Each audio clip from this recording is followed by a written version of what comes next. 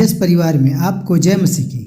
यह बाइबल उन लोगों के लिए बनाई जाती है जिन लोगों को बाइबल पढ़ने के बाद भी समझ नहीं आता आखिरकार बाइबल उनसे कहना क्या चाहती है।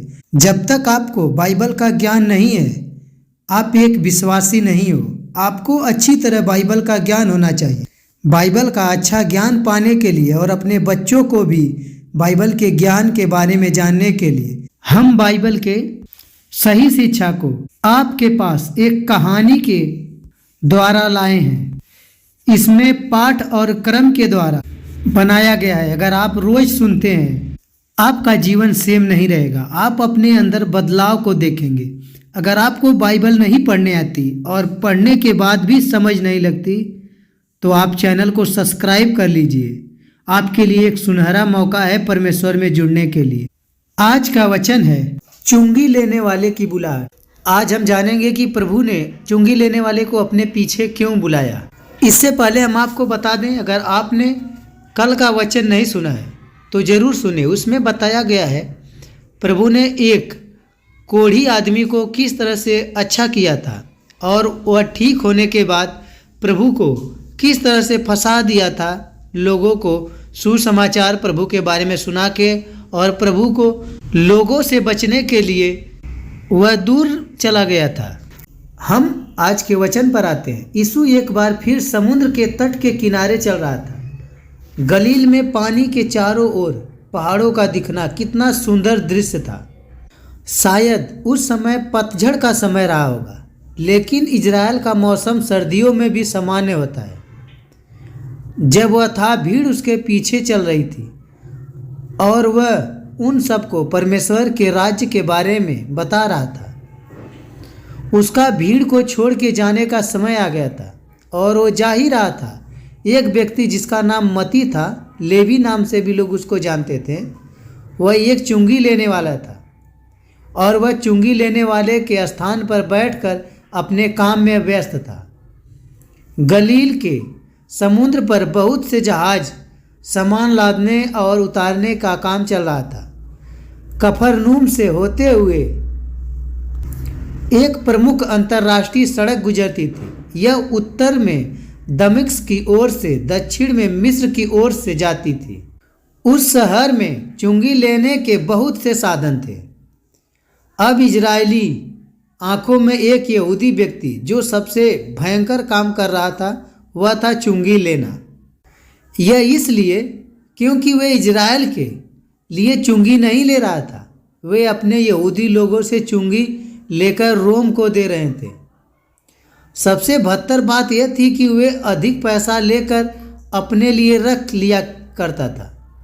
एक यहूदी चुंगी लेने वाला एक बहुत ही खराब और सब लोगों के लिए एक देशद्रोही था और वह जो उसके जात के थे उन लोगों से चुंगी नहीं लेता था।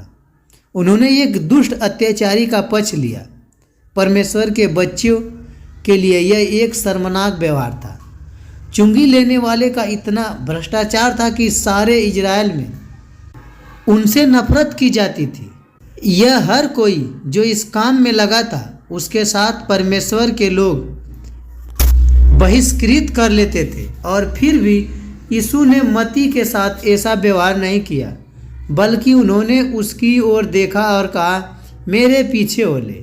वह मती को अपना चेला बनाने के लिए बुला रहा था। यीशु क्या सोच रहे थे? भीड़ में से सारे लोगों में से उन्होंने एक चुंगी लेने वाले को क्यों चुना? हम नहीं जानते कि यीशु के मन में क्या चल रहा था, लेकिन हम यह जानते हैं कि यीशु अपने पिता की इच्छा के विरुद्ध कुछ भी नहीं करेगा। यह मती परमेश्वर की ओर से चुन लिया गया था। शायद यह पहली बार नहीं था कि यीशु और मती मिले, लेकिन यह उसके जीवन का बहुत बड़ा मोड़ था। वह ऐसा कभी नहीं होगा। जब उसने यीशु की वाणी को सुना तो वह हिचकिचाया नहीं। वह तुरंत उठा और सब कुछ पीछे छोड़कर यीशु के पीछे चल दिया।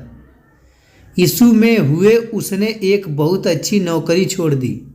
आज के लोग नहीं छोड़ते हैं। आज के लोग परमेश्वर की बातों को सुनते तक नहीं। नौकरी छोड़ना तो बहुत बड़ी बात है। धन दौलत से सुरक्षा मिलने वाला जीवन तो चल गया था,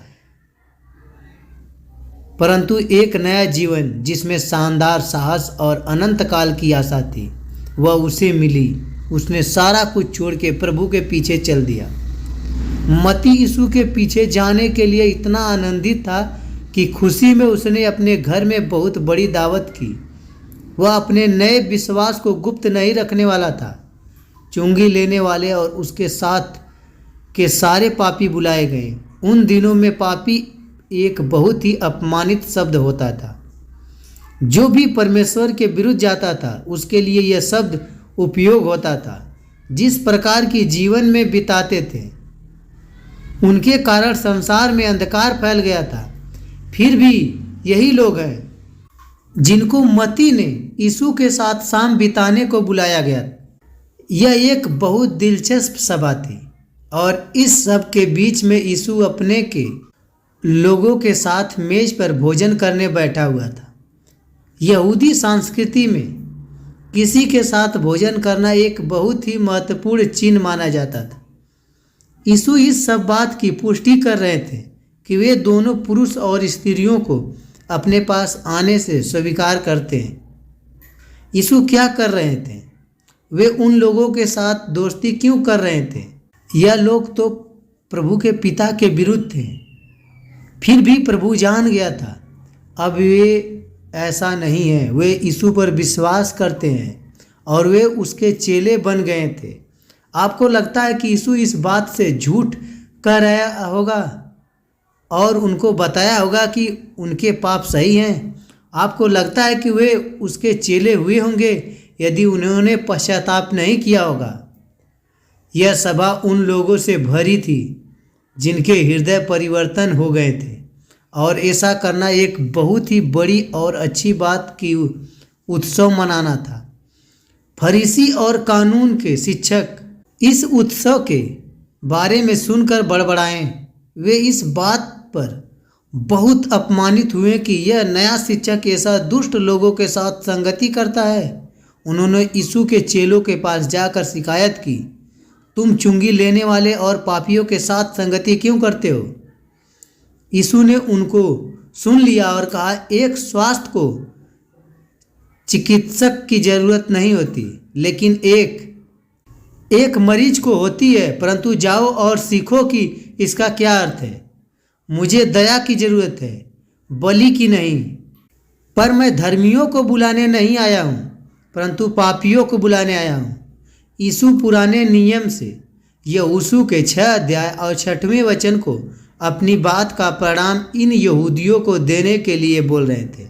वे अपने ही बातों को इनकार कर सकते थे। आपको क्या लगता है यीशु का क्या मतलब होगा? यह सच था कि जो लोग मती के यहाँ भोज में आए थे वे पाप का जीवन बिता रहे थे, लेकिन अब वे यीशु के प्रति समर्पित थे। उसने उन पर दया दिखाई और वे विश्वास के साथ उसके पीछे हो लिए। वे धर्मी अगुवे बहुत ही घमंड से भरे हुए थे और उन्होंने अपने आप को औरों से अधिक अपने आप को दर्जा दे दिया था। उनको लगता था कि उनको न्याय करने का अधिकार है, लेकिन इस समय वे परमेश्वर के विरुद्ध थे क्योंकि वे परमेश्वर के पुत्र का इनकार कर रहे थे। वे उसके पीछे आने से इनकार कर रहे थे और वही दया जो वह इजराइल के खोए हुए बच्चों को दिखा रहा था वे नहीं कर पा रहे थे। क्या वे कभी सीख पाएंगे? क्या आपने कभी सीखा है आज तक? अगर आपने नहीं सीखा है तो अभी भी समय है, देर नहीं है। परमेश्वर के वचनों को सुनो और परमेश्वर में लीन हो जाओ, आप बचाए जाओगे। उस घड़ी का पता नहीं है जिस घड़ी परमेश्वर आए। आमीन।